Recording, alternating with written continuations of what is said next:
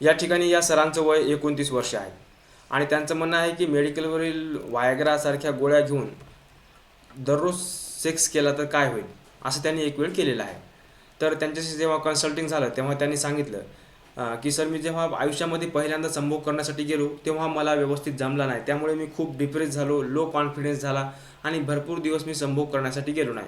आणि माझ्या मित्राच्या म्हणण्यावरून मी एकदा गोळी ट्राय केली, गोळी घेऊन संभोग करायसाठी गेलो तर मला त्या ठिकाणी असं व्यवस्थित इरेक्शन आलं आणि भरपूर वेळपर्यंत मी सेक्स केला आणि समोरची जी वर्कर होती तर तिने सांगितलं की खूप सुपर केलेलं आहे, त्याच्यामुळे माझा कॉन्फिडन्स वाढला.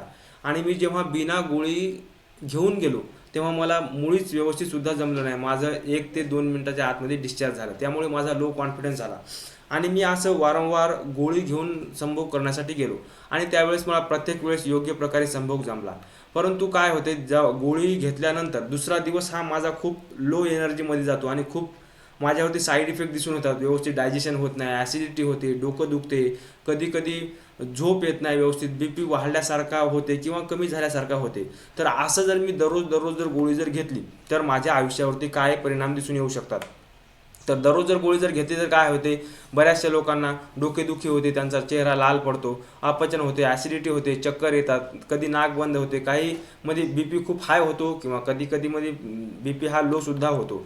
आणि दुसरं काय होते, जो कॉन्फिडन्स म्हणजे आपलं मानसिक जे अवलंबित्व होते ते गोळी घेतल्याशिवाय मला होणारच नाही असा मानसिक विश्वास बसतो आणि त्यामुळे नैसर्गिक कॉन्फिडन्स होत नाही. किती जरी चांगला प्रसंग आला, आपली पत्नी उद्या लग्न झालं तर प्रत्येक वेळेस तुम्हाला आयुष्यभर गोळीच घ्यावं लागू शकते. गोळी घेण्याचे व्यवस्थित आणि आपल्याला इरेक्शन येत नाही त्याचे कारणं वेगळे असू शकतात. आपण त्या कारणावरती लक्ष न देता, जसे की कारणं काय असतात की खूप ताणतणावयुक्त आपलं जीवन आहे, झोप आपल्याला वेळेवरती मिळत नाही, फिटनेस नाही, एन्झायटी आहे, ओव्हर वेट झालेलं आहे किंवा आपल्याला बी पी शुगर यासारख्या बिमाऱ्या आहेत किंवा शरीरामध्ये कसल्याही प्रकारची व्याधी आहे, तर त्याच्यावरती आपण काम न करता फक्त आपल्याला जेव्हा संभोग करायचा आहे तेव्हा गोळी घेतो, म्हणजे तात्पुरता आपल्याला रिझल्ट मिळतो, व्यवस्थित आपल्याला आनंद मिळतो, त्यामुळे आपण त्या गोष्टीकडे लक्ष देत नाही आणि कधी कधी तो आजार खूप वाढून जातो. आणि गोळीमुळे तात्पुरता फायदा देतो परंतु रूट कॉज म्हणजे जे मूळ जे कारण आहे ते तसंच राहते. आणि चौथं महत्त्वाचं कारण आपल्या हार्टवरती त्याचा खूप मोठा साईड इफेक्ट होऊ शकतो. अनेक अशा केसेसमध्ये बघितलेले आहेत की काही लोक, जसे की मागे एकदा नागपूरमध्ये घटना घडली होती की त्या एक बॉयफ्रेंड त्याच्या मैत्रिणीला संभोग करण्यासाठी ते हॉटेलवरती गेले आणि त्याने एकदा ओव्हरडोस घेतला असेल किंवा नेहमीच गोळी घेतल्यामुळे त्याला काय झालं, टायमावरती डिस्चार्ज झालं नाही आणि त्यामुळे त्याला काय म्हणतात, प्रिझम म्हणतात. तर त्याच्यामुळे त्याला हार्टचा प्रॉब्लेम आला आणि अशा इमर्जन्सी कंडिशनमध्ये खूप भयंकर त्याचे साईड इफेक्ट दिसू शकतात. त्यामध्ये नायट्रेट नावाचं जे औषध असतं ते खूप शरीरासाठी धोकादायक असतं आणि बऱ्यापैकी काही अशा दुर्मिळ केसेस येतात, जसे की आपण मागे बघितलं की त्याला हार्ट अटॅक आलेला आहे. तर कधी कधी काय होते, ते इरेक्शन आलेलं असते आणि डिस्चार्ज होत नाही, ती गोळी घेतल्यामुळे ती इरेक्शनच राहते आणि वास्तविक पाहता त्याला काय आनंद होत नाही, त्या गोष्टीचा त्रासच होतो. आणि हे जर का डिस्चार्ज वास्तविक पाहता संभोगामध्ये कसं आहे की 15 ते 20 मिनिटांमध्ये एकदम चांगल्या प्रकारे स्त्री सॅटिस्फाय होते, परंतु ते इरेक्शन आहे 20-25 मिनिटांमध्ये जायला पाहिजे डिस्चार्ज झाल्यानंतर, परंतु ते जर का 1 तास 1.5 तास, कधी कधी काही काही केसेसमध्ये 4 तासापर्यंत चालते आणि त्या ठिकाणी म्हणजे ब्लड फ्लो हा 4 तासापर्यंत तसाच राहतो. अशा वेळेस इमर्जन्सी येऊ शकते, आपल्याला दवाखान्यामध्ये भरतीसुद्धा व्हावं लागू शकते, शरीरावर त्याचे भयंकर साईड इफेक्ट होऊ शकतात. तुमचे कानाची शक्ती, डोळ्याची शक्ती, तुमची विचारशक्ती, तुमच्या किंवा शरीरामध्ये विविध प्रकारच्या व्याधी जळू शकतात आणि गोळीशिवाय संभोग जमतच नाही अशा होऊ शकतात आणि कधी कधी बऱ्याचशा केसेसमध्ये जीवसुद्धा जाऊ शकतो. त्यामुळे गोळीवरती डिपेंडन्सी नसलेली कधीसुद्धा चांगली आहे.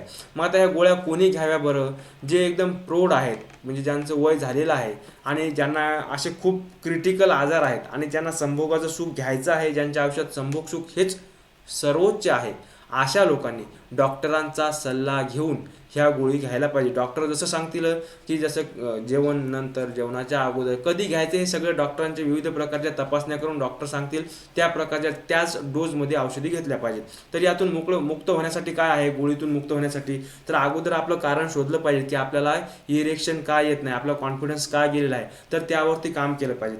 कधी कधी कारणामध्ये खूप ओव्हर थिंकिंग, खूप स्ट्रेसफुल लाईफ असते, किंवा बिझी शेड्यूल असते, तर अशातून थोडं मोकळं व्हायला पाहिजे. शरीरासाठी, स्वतःच्या मनासाठी वेळ दिला पाहिजे. 6 ते 8 तासाची झोप घेतली पाहिजे. आपली लाईफस्टाईल सुधारली पाहिजे.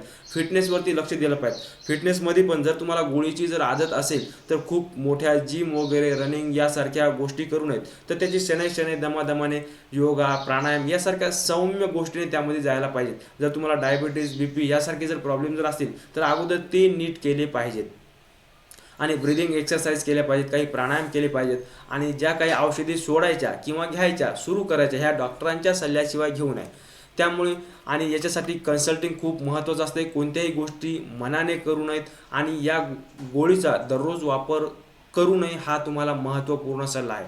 याबाबत आणखी तुमचे काही प्रश्न असतील तर कमेंटमध्ये विचारू शकता. पूर्ण व्हिडिओ बघितल्याबद्दल मी आपला खूप खूप आभारी आहे. धन्यवाद.